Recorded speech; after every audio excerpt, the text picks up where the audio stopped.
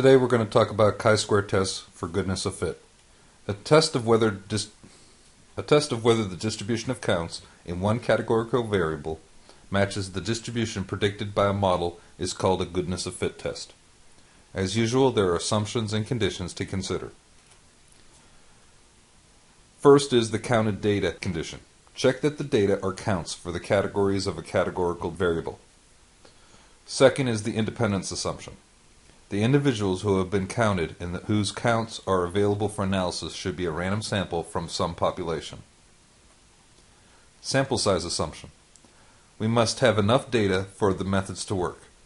We should expect to see at least 5 individuals in each cell. This is similar to the condition that NP and NQ be at least 10 when we tested proportions. Since we want to examine how well the observed data reflect would be expected, it is natural to look at the differences between the observed and the expected counts. These differences are actually residuals, so we know that adding all of the differences will result in a sum of 0. That's not very helpful. We'll handle the residuals as we did in regression, by squaring them. To get an idea of the relative sizes of the differences, we will divide these squared quantities by the expected values. The test statistic, called the chi-square statistic, is found by adding up the sum of the squares of the deviations between the observed and the expected counts divided by the expected counts. The chi-square models are actually a family of distributions indexed by degrees of freedom, much like the t-distribution. The number of degrees of freedom for a goodness of fit test is n-1, where n is the number of categories. The chi-square statistic is used only for testing hypotheses, not for constructing confidence intervals. If the observed counts don't match the expected, the statistic will be large. It can't be too small. So the chi-square test is always one-sided. If the calculated value is large enough, we'll reject the null hypothesis. The mechanics may work like a one-sided test, but the interpretation of a chi-square test is in some ways many-sided. There are many ways the null hypothesis could be wrong. There's no direction to the rejection of the null model. All we know is that it doesn't fit. So step 1, find the expected values. Every model gives a hypothesized proportion for each cell. The expected value is the product of the total number of observations times this proportion. Step 2, compute the residuals. Once you have expected values for each cell, find the residuals. Step 3, square the residuals. Step 4, compute the components by dividing by the expected counts for each cell. And then 5, find the sum of the components. 6, find the degrees of freedom. And 7, test the hypothesis. Use your chi-square statistic to find the p-value. Remember, you'll always have a one-sided test. Large chi-square values means a lot of deviation from the hypothesized model, so they give small p-values. Goodness of fit tests are likely to be performed by people who have a theory of what the proportions should be, and who believe their theory to be true. Unfortunately, the only null hypothesis available for goodness of fit test is that the theory is true. As we know, the hypothesis testing procedure allows us only to reject or fail to reject the null. We can never confirm that a theory is in fact true. At best, we can point out only that the data are consistent with the proposed theory. Remember, it's that idea of not guilty versus innocent. Let's take an example. Test the claim that the responses occurred with percentages 15%, 20%, 25%, 25%, and 50% respectively. So I have responses A, B, C, D, and E, and the frequency for each. So the first thing I need to do is come up with my expected counts. Now, the expected counts are going to be 12, 16, 20, 20, and 12.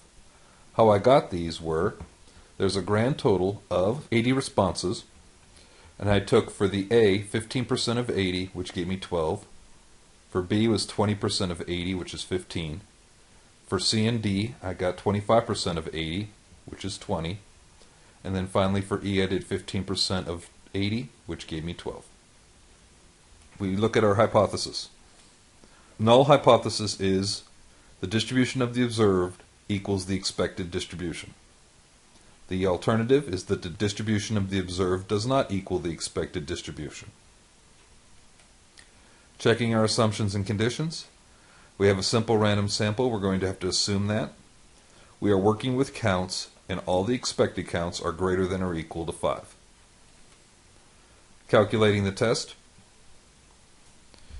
Chi-squared is equal to sum of observed minus expected squared divided by expected.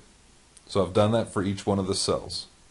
I've done 12 minus 12 squared over 12, 15 minus 16 squared over 16, 16 minus 20 squared over 20, 18 minus 20 squared over 20, and 19 minus 12 squared over 12, which gave me 5.146. So my chi-square is 5.146. I'm going to draw my chi-square distribution, and a chi-square distribution is a skewed right distribution. However, as the degrees of freedom increase, it becomes more normal. Now, the degrees of freedom in this particular problem is 4, because there are 5 categories, so therefore there's n minus 1, or 4 degrees of freedom. So, looking at my chi-square of 5.146 with a degree of freedom of 4, I get a p-value of 0.2726. My probability that my chi-square is greater than 5.146 is 0.2726. So my conclusion, I'm going to use an alpha of 0.05.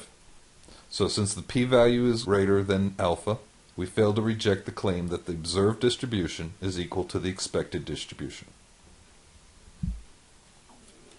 Let's take another example. In studying the occurrence of genetic characteristics, the following sample data were obtained. Are they uniformly distributed? We have our observed, we have our 6 categories, and our frequencies for each. So our expected counts are the following. 38 for all. Why is it 38 for all? Well, there's a grand total of 228 for our sample, and since it asks are they uniformly distributed, we expect to have the same amount for each characteristic. So our hypothesis, the null is the distribution of the genetic characteristics is uniformly distributed. An alternative is the distribution of the genetic characteristics is not uniformly distributed. Checking our assumptions and conditions. Simple random sample is assumed. We are working with counts, and all expected counts are greater than or equal to 5. Calculating our test. And rather than writing out each one of these, what I've done is I've written out the first and the last. So for the first one, it's 28 minus 38 squared over 38, plus dot dot dot plus, for the last one is 39 minus 38 squared over 38. I get 8.263. Drawing my chi-square, I'm going to have a degrees of freedom of 5 because there are 6 categories. My p-value is going to be 0.1425. Assuming that alpha is 0.05, since the p-value is greater than alpha, we fail to reject the claim that the distribution of the genetic characteristics is uniformly distributed.